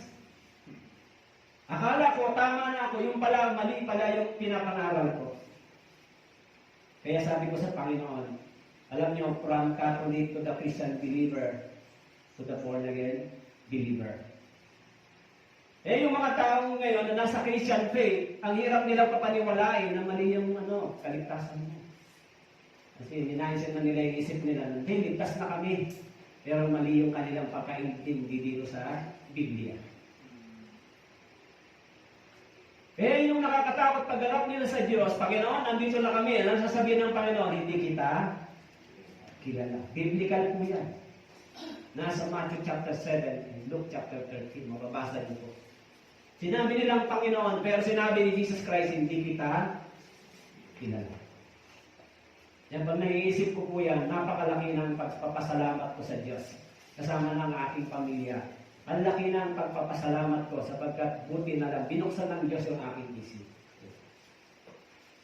Kumbaga, ang tapang mong magsalita, ang tapang mong sabihin, kahit hindi mo alam, mali pala yung iyong pinaninindigan. Parang ganito, ano ba pinaglalaban mo? Yung pinaglalaban mo pala ay mali. So, makasagot ka sa iba, parang ikaw ang may alam, yung pala mali naman ang iyong pinaninindigan. Kaya salamat sa Panginoon. Bakit po? Maging ako, nabuksan yung isip ko. Salamat sa Diyos.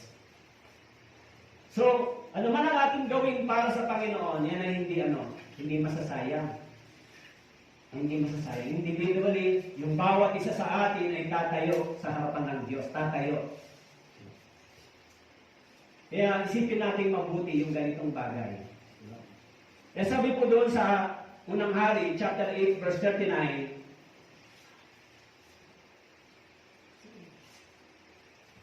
Unang Hari, chapter 8, verse 39, pakinggan mo sa langit na iyong tahanan, magpatawad, kumilos, at gantihan mo ang bawat tao, na ang puso ay iyong nalalaman, ayon sa lahat ng iyong mga lakad.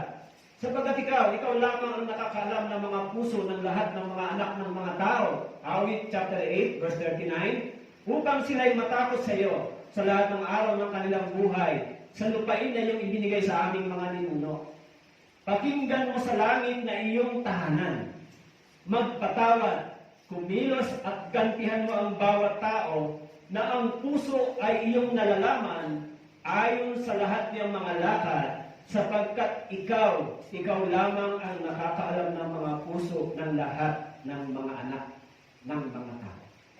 Yung panalangin ni Haring Solomon.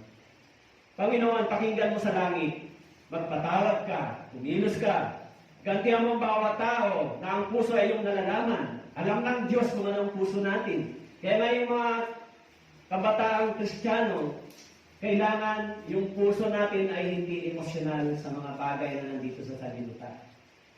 Hindi emosyonal.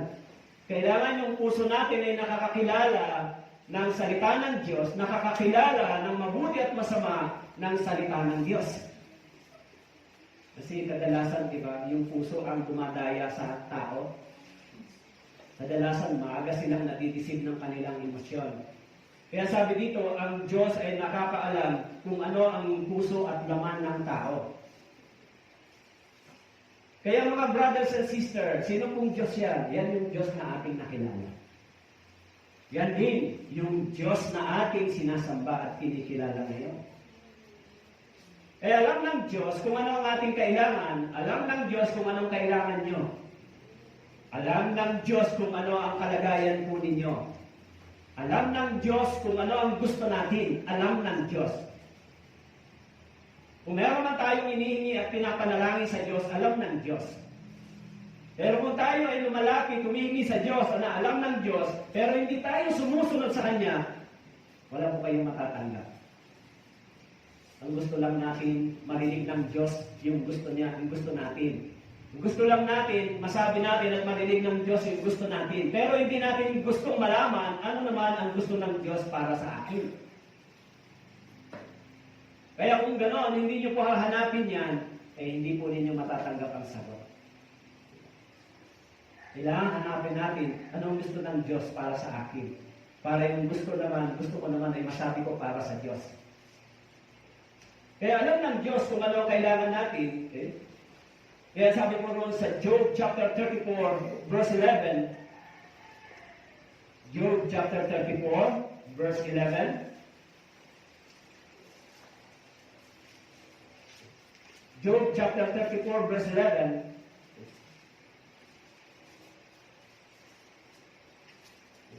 Kita niyo na po, Job chapter 34, verse 11, babasahin ko po. Sapagkat sisingilin niya ang tao ayon sa kanyang gawa, at kanyang igagawad sa bawat tao ang ayon sa mga lakad niya. Job chapter 34, verse 11. Sapagkat sisingilin niya ang tao ayon sa kanyang gawa, At kanyang igagawad sa bawat tao ang ayon sa mga lakad niya. Sisingilin niya ang tao ayon sa kanyang gawa. Kaya tayong mga Kristiyano, meron po tayong gawa. May gawa mo ba tayo dapat? Kaya minsan yung siguro yung mga nagtitiktok doon sa break muna tayo ng konti. Yung mga nagtitiktok doon sa FB na nakikita ko, yung mga gawa ng Kristiyano. Di ba? Minsan nakakahiya yung gawa na ganito. Minsan may nakita ako, hindi ko lang pinapansin. Sabi ko, pagka na-born again ka, malalaman mo na yan ay hindi tama. Di ba? Minsan naman, pwede mo silang sabihan, pero minsan may mga kailangan mong hintayin na sila ay tatanggap ng pagtutuwid. Kasi kung hindi mo sila sabihan, sila rin naman ang mapapahamak sa ganon. Ano ba ang TikTok? Gawain ba ng Kristiyano? Hindi. This is a worldly, tama po? Kaya, bantayan natin yung ating mga anak. Sabihan natin sila, anak, huwag ka nang gumawa ng ganito kasi ano. Yung minsan yung anak ko, nakita ko na nag-post ng mga picture na hindi tama. Sinasabihan ko din sila, anak, hindi yan sa Christian, ano, alisin mo na lang. Kahit sa Katatuanis, kung nandun ako, pag minsan may nakita ko kabataan na nag-eherban ng dito sa ulo, lalaki, nandito yung goma. Papasok sa church, bis na bis, at nandito yung goma, nakatusok dito. Inatawag ko sa mga brother, ay mukhang hindi maganda tignan yung goma sa ulo. Hindi ba? Minsan naman, yung herba nila, may dalawang sungay na lang, pula pa. Ano ba? Minsan sa epic, ano? Sabi ko, minsan sinasabihan ko, kasi yung mga ganong picture, parang tinatangkilik mo yung mga ganitong images, siyempre alam mo na kung sino yun, di ba? Followers ka ba niyan? Kasi tinatangkilik mo di ba? Gano'n naman. Siyempre, nasa Christian na tayo, kailangan maging maingat tayo kung paano natin pinapakita yung buhay Kristiyano. So, sa totoo lang, hindi naman masamang magpaalala at magsabi, di ba?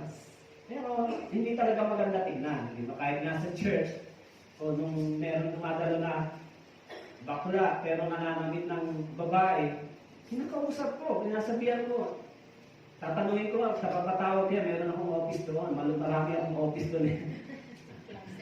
Classroom. Tatanungin ko talaga, ako may tanong, ano po yung pastor, babae ka, lalaki? Huwag mo nang tanungin, bakit ka nagdadamit ng ganyan, di ba? Tanungin mo na lang siya, babae ka ba o lalaki? Siyempre silang sasagot, di ba? Kung sinabi niyang babae siya, ay tama yung gamit mo. Pero pag sinabi niyang lalaki siya, ipakita mo yung picture. Ito ang itsura ng mga lalaki. Pero sigurado yun, pagkaharap niya ay pastor, hindi siya magsasabing babae siya kung bakla siya, di ba? Kasi alam niya naman na nasa Biblia ang katotohanan na wala namang dual personality. Walang ganon. Walang nilikha ang Diyos ng dual personality, di ba? Pwedeng lalaki ka lang, lalaki ka. Babae ka, babae ka lang. Walang dual, di ba? Pwedeng minsan pastor, babae na lang. Minsan pwedeng lalaki na lang. Walang ganon. Kasi napakagandang tignan kung sa loob ng church may discipline. Yung mga kabataan, natuturuan sila ng tamang values. Yun naman ang tama di ba? Yun naman ang dapat. Ibig sabihin, hindi tayo nagtatangkilik ng mga ganung bagay. The church will not tolerate this kind of values or behavior. Kung hindi natin sila i-correct, sino magtuturo sa kanila at magtutuwid? Minsan, ayaw nilang sundin ng mga magulang nila di ba? So, kailangan sa church, i-implement natin yung strict na spiritual values, pagsunod. Kung ano ang sinasabi ng Biblia, diyan tayo sumunod. Lahat naman tayo, hindi lang naman ako, kayo rin, di ba? Diyan na lang natin sundin. Kung ano ang sinabi ng Biblia, diyan tayo lumakad at sumunod. Lahat tayo diyan nakapailalim.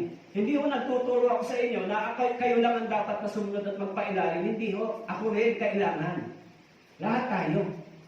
Kaya malakas ang loob ko magturo dahil ako rin, alam ko, kasama ako doon. Sumusunod din ako dapat. Ano nga naman sabihin ko sa inyo, huwag kayong mag-inom habang tumatagay ako rito. O ano naman sabihin ko kayo manigarilyo habang naninigarilyo ako dito. Eh di, sino maniniwala sa'yo? Di ba? Hindi ka paniniwala ng tao kung ikaw ay nagsasalita lang, pero hindi mo naman ginagawa. Kailangan, ganito yung lesson, ganito yung ebidensya na tayo ay sumusunod din sa ating ipinapangaral. Tayo rin sumusunod din kung anong sinasabi ng Biblia. Hindi lang tayo nagsasabi, tayo rin ay sumusunod. Diba? Tayo rin. Eh, yung sinasabi ng Biblia, dahil sabi doon, sapagkat sisingilin niya ang tao ayon sa kanyang gawa. At kanyang igagawad sa bawat tao ang mga lakad niya. Sisingilin ng Diyos. Okay? Kaya, dapat bukas yung ating isipan. So, kaya po hindi tayo dapat matulog. Hindi kayo dapat spiritually, hindi dapat mabaling yung paningin ninyo sa ibang bagay. Kung kayo man po ay nakakaranas ng kahirapan ng katawan, pisikal, o anumang bagay, manalangin po kayo sa Diyos.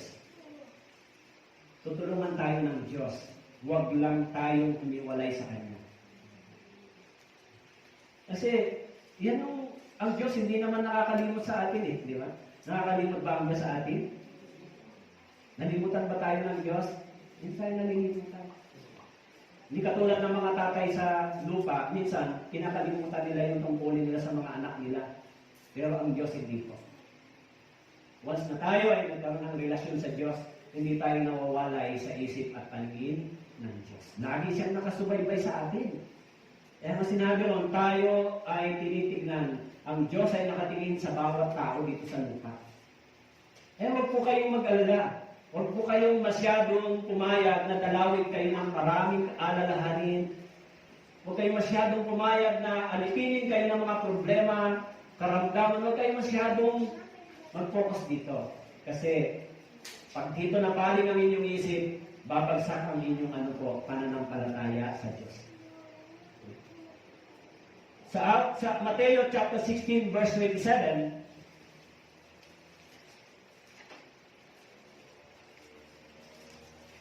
Mateo chapter 16, verse 27 and 28. Sapagkat darating ang anak ng tao na kasama ang kanyang mga anghel sa kaluwalhatian ng kanyang ama, at kanyang gagantihan ang bawat tao ayon sa kanyang mga gawa. Mateo 16:27, verse 28. Katotohanan ang sinasabi ko sa inyo, may ilan sa nakatayo rito na hindi nakakatikim ng kamatayan hanggang makita nila ang anak ng tao na dumarating sa kanyang kaharian. Katotohanan ang sinasabi ko sa inyo, may ilan sa nakatayo rito na hindi makakatikim ng kamatayan. Actually, this is the rapture, bago dumating ang Panginoon, may aabutan siyang mga buhay. May aabutan siyang mga buhay na gumagawa sa pagdating ng Panginoon. May aabutan din siya na dinatnan na ng kamatayan. Kaya yung mga dinatnan ng kamatayan ay muling babangon mula sa alabok yung kanilang katawan, at yung mga buhay naman ay aagawin kasama at dadalhin ng Panginoon sa langit. Yan yung church. Kaya kung kayo po ay ligtas na, kasama po kayo dito. Siguro, kung dumating ang Panginoon ngayon, buhay tayong kinuha. Ako ay buhay na kinuha. Buhay na kukunin. So, kung tayo ay kinuha, di ba? Buhay na kukunin. Yung kinuha pala ay tapos na. Buhay na kukunin. Kung dumating ang Panginoon ngayon, ay tayo ay buhay na kukunin. Kung ngayon, tama po? Pero kung namatay na tayo, na dumating ang Panginoon, ang katawan natin ay pabangon mula sa alabok. Yun yung binabanggit sa Romans verse 8:23. Bibigyan tayo ng bagong katawan. Yung redemption of body. Tapos na yung pagtubos sa ating spirito, yung pagtubos na lang sa ating katawan.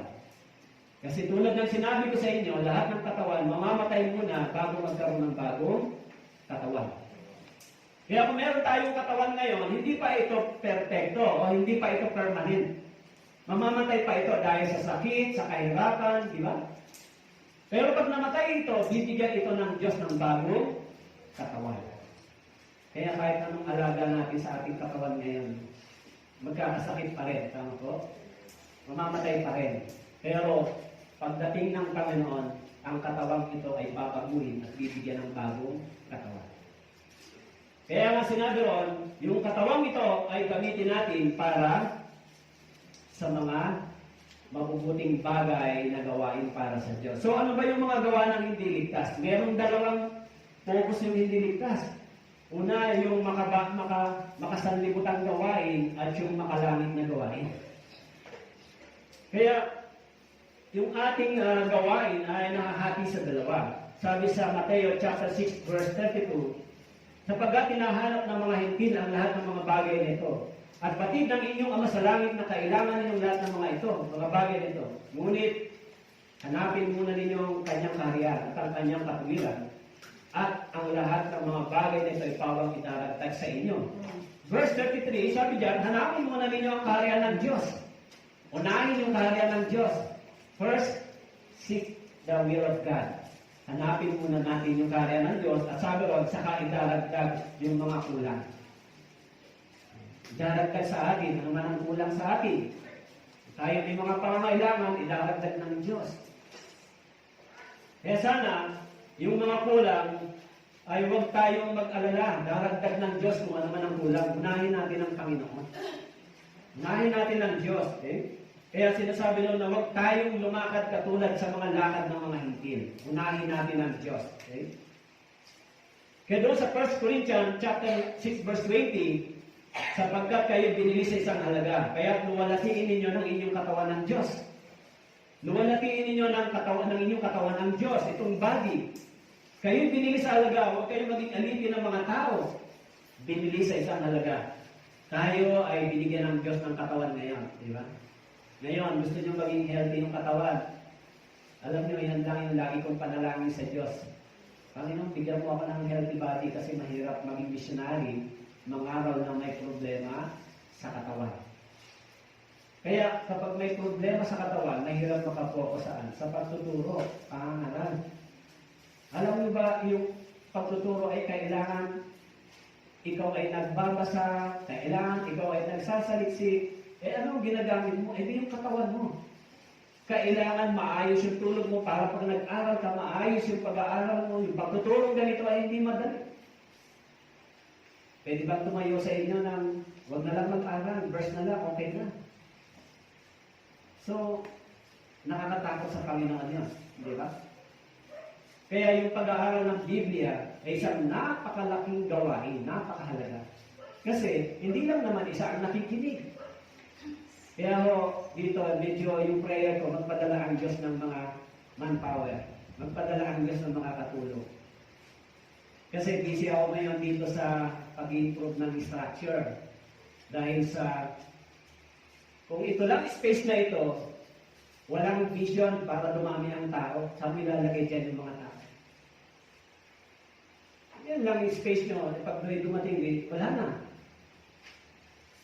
So, I'm looking doon sa mas maraming maligtas. Anong gagawin natin kung nandito tayo? Wala bang maliligtas na nandito tayo? Nandito kami? Kayo lang ba talaga tuturuan ko hanggang sa umalis ako dito? Parang hindi mo tama yun. Hahanapin ng Diyos yung gano'n. Pero bago tayo kumalaot, iayos muna natin itong structure, yung building, maglagay tayo ng space para sa mga darating na kaluluwa.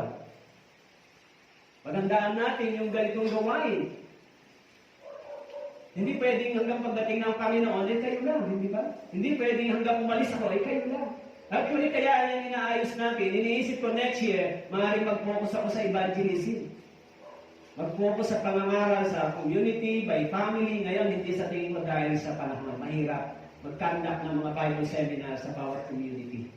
Kasi maulan. Hindi rin masyadong maganda yung timing. Hindi po yan dahil sa marami kang gagawin para dumami ang church. Hindi po ang Diyos ang nagpapalago ng church. Hindi po ang tao. Hindi po dahil maraming ginagawa at masipag ang tao, punta rito, punta ron, dadami ang tao. Hindi po ganun ang paraan ng pagdami ng tao sa church. Nakalagay sa Biblia ng pagdami ng tao sa church, dinaragdag ng Diyos. Dinadagdag ng Diyos yung mga kaluluwa. So, merong strategy na kahit hindi ka ganun karaming pinupuntahan, dapat alam mo yung timing. Alam mo yung preparation. Dapat alam mo yung strategy. Hindi dahil sa Bible seminar dito, Bible seminar doon, Bible seminar dito. Yan ba yung susi para dumami tayo? Kung gano'n ang gagawin natin, tapos hindi naman tayo maayos dito, paano mananatili yung mga tao? Pagdating dito, hindi rin maayos yung dadatnan nila, walang mga nag-i-encourage sa kanila, mismo yung church divided, walang makikitang ehemplo dito sa loob, paano sila mag-stay? So sayang lang yung pagod.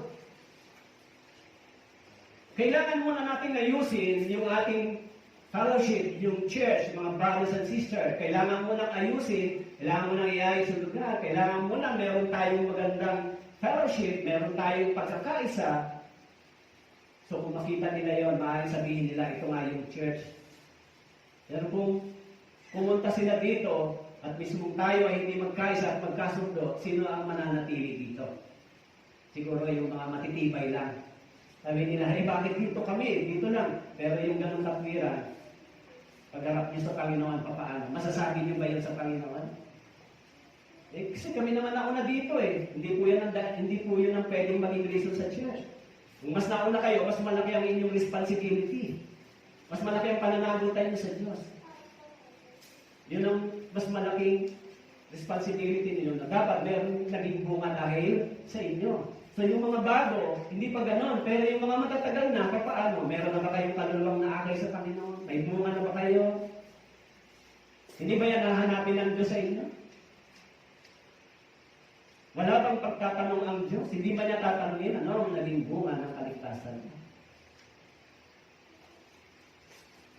Sabihin niyo ba, ang Biblia niyan, Pastor?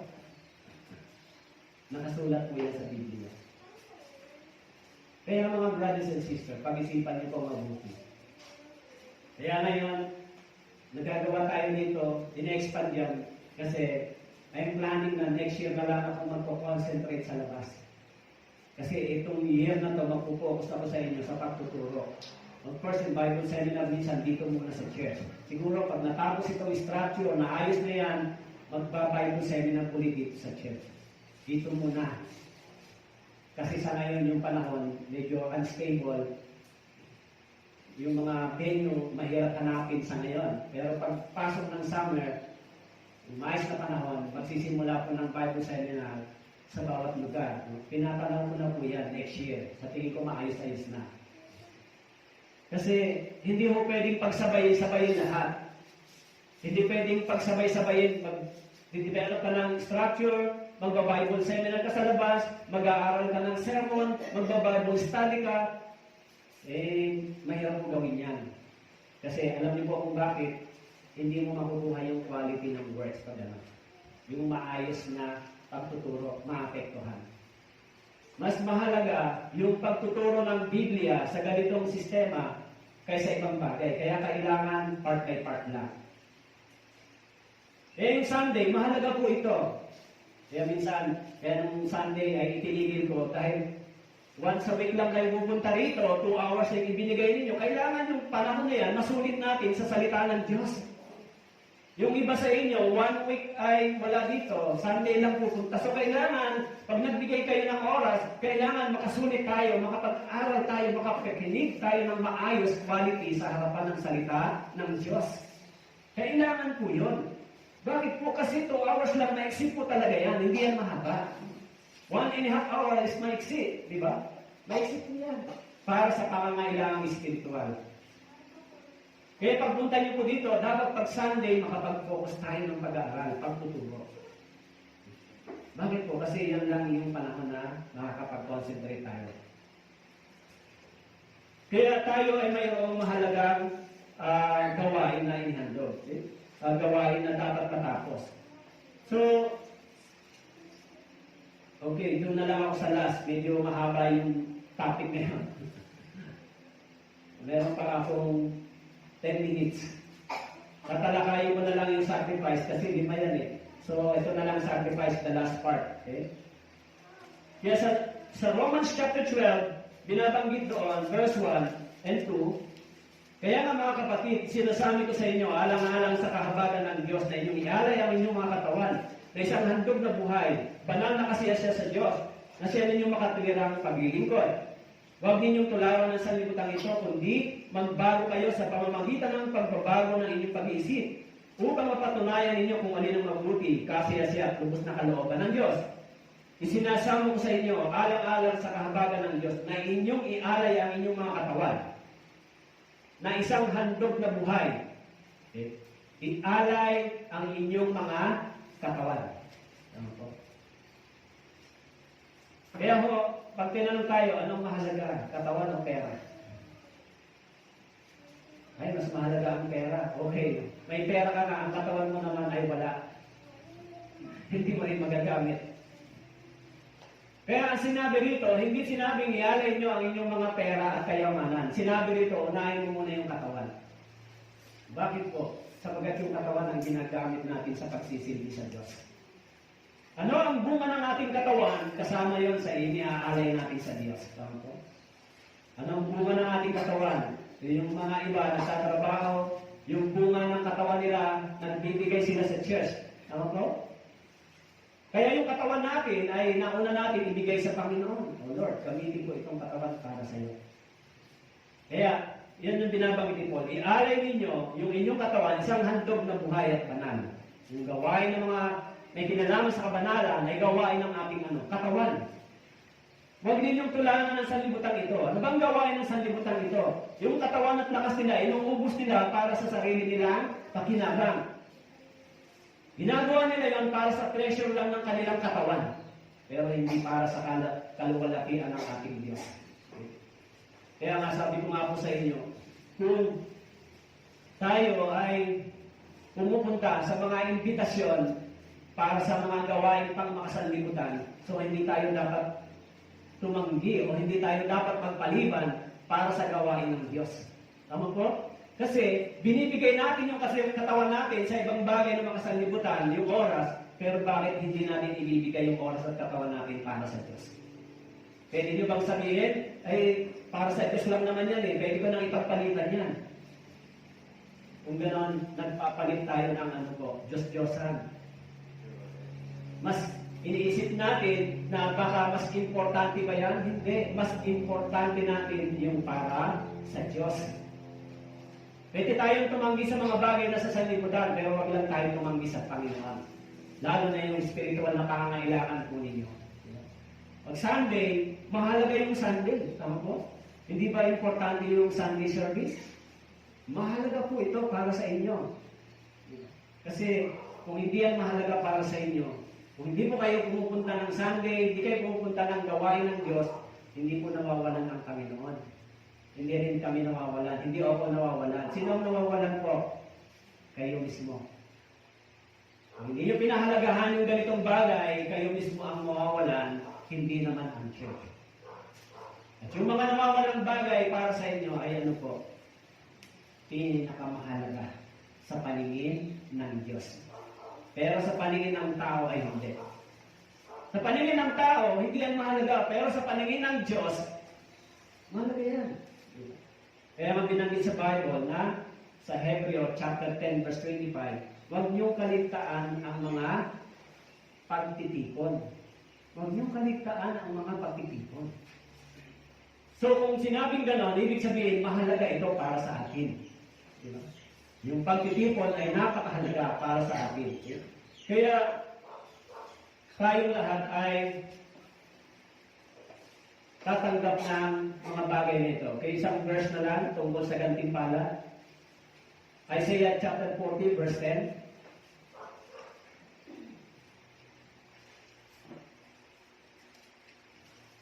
Meron ba tayong gantimpalang tatanggapin sa Panginoon? Yung ibang verse siguro alam niyo, di ba? Pero itong Isaiah chapter 40 verse 10. Okay? Last verse. Isaiah chapter 40 verse 10. Okay? Okay, basahin natin ang sabay-sabay. 3 to 1. Narito, ang Panginoong Diyos ay darating na may kapangyarihan, at ang kanyang kamay ay mamumuno para sa kanya. Narito, ang kanyang gantimpala ay dala niya, at ang kanyang ganti ay nasa harapan niya. Ang kanyang gantimpala ay dala niya. So as a conclusion, mga brothers and sisters, meron tayong accountability as a believer. Pero meron ding accountability ang Diyos para sa gantimpalang ito. Sapagkat ito ay kanyang itinangako para sa atin. Kung ganon, meron tayong accountability sa Diyos at ang Diyos din ay merong itinangako sa atin. Meron po ba? Itinangako niya ang gantimpalang ito ayon sa ating pagpapakasal. Kaya mga brothers and sisters, dito po sa Kailaway Church, yung church na ito ay dapat palakasin. Dapat kayo mismo ay nakasuporta dito sa church. Dapat kayo mismo ang magpapalakas kasama kayo. Kasi kung hindi nyo po gagawin yan, kung hindi kayo magkakaroon ng ganong kaisipan, so sasabihin nyo, bahala na sila na lang, bahala na dito. Kaya dapat lahat tayo may kaisipang iisa, di ba? Dapat meron tayong one mind. Diba? Meron tayong one sacrifice. Diba? Meron tayong one mind. Hindi pwedeng divided. Kahit na anong mangyari, itong church na ito ay naniniwala tayo na ito ay tinayo ng Diyos dito. So kung gano'n, kung ito ay tinayo ng Diyos, may purpose ang Diyos. Kaya hindi ako umaasa na kayo lang ang mananatili dito hanggang sa muling ilipat ako. Hindi ko alam kung kailan yun. Pero, hindi po ganun ang pananampalataya ko. Na kung sino ang inabutan ko, yun na lang yung pag-alis ko. Hindi po ganun. Kasi, kung ang church ay tunay na may buhay, yan ay living organism. Yung buhay ay nagbubunga, tumarami at lumalago. Siyempre, mangyayari yan kung mismo kayo rin ay ganyan ang inyong isipan. Okay? Kaya ipanalangin natin na magpadala pa ang Diyos ng mga kaluluwa dito. Okay? Ipanalangin natin na ang Diyos ay magbukas ng mga opportunity para sa evangelismo dito, sa lugar na ito. Mag-pray po kayo at mag-pray tayo. Kasi bakit po? Alam natin na kakaunti pa lang kayo. Hindi pa kayo marami. Kaunti pa lang kayo. At kung yung number of years, ikukumpara sa number nyo, ay hindi siya match. Okay? Hindi siya match. Kung halimbawa, 7 years kayo, so ilan na ba kayo dito? 7 years. Eh kung 30 kayo, so every year, ilan lang yung naligtas sa panahon nyo? Diba? Kakunti, wala pa. Mababa yung numbers. Kaya, I pray na darating yung time na lumago din, pati itong mga kabataan ito, dumami sila dito sa church. So kaya tayo nag-expand. Kaya yan binuksan. Kaya maglalagay ako ng counseling kasi every Bible seminar, after Bible seminar, may counseling po dyan, may office. So, huwag ko kayo matakot magpa-counseling. Iba takot magpa-counseling. Ako, ika-counseling ako ni pastor. Parang terror naman yung pastor na nakakatakot pa. Yung iba takot, ayoko magpa-counseling. Parang terror yung kakausan. Hindi naman gano'n. Sinisiguro ko lang na yung inyong kaalaman sa Biblia ay tama. Sinisiguro ko lang na yung kaligtasan nyo ay tama. Kasi malalaman ko yan pag nagtatanong individually. So ganito. So doon mo yan malalaman.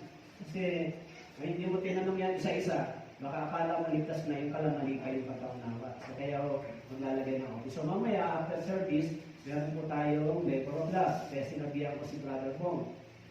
Kung maaari, ito ay masimento ngayon, yung flooring. Kasi para magamit na natin yan, kahit hindi pa nakapalitadahan, basta yung flooring maalis na. Pati itong office, unti-unti magamit. Kaya yung mga brother, sana makatulong po kayo mamaya. Pinauwi ko na si Brother Robert, yung pamangkin ko. Yung pamangkin ko po ay tumutulong dito.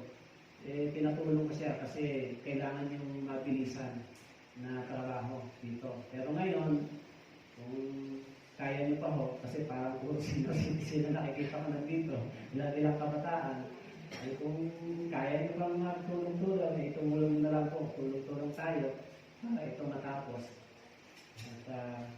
At yung gagawa ng pinto, kausap ko, susunday ko mamaya, paghatid ko sa mga taga-Manila, susunday ko yung gagawa para mailipat. Mailipat na yan dyan. So, kahit hindi mo na yan titipagin. So, bago tayo mag-usap, manalangin po muna tayo kasi nakarecord dito. Salamat po, Panginoon, sa biyaya ng Diyos na aming tinanggap. At tulungan niyo po ng mga brothers and sisters ay lumago sa pananampalataya nito. Purihin po kayo. Ito po ang aming dalangin sa pangalan ni Jesus. Amen. So, kaya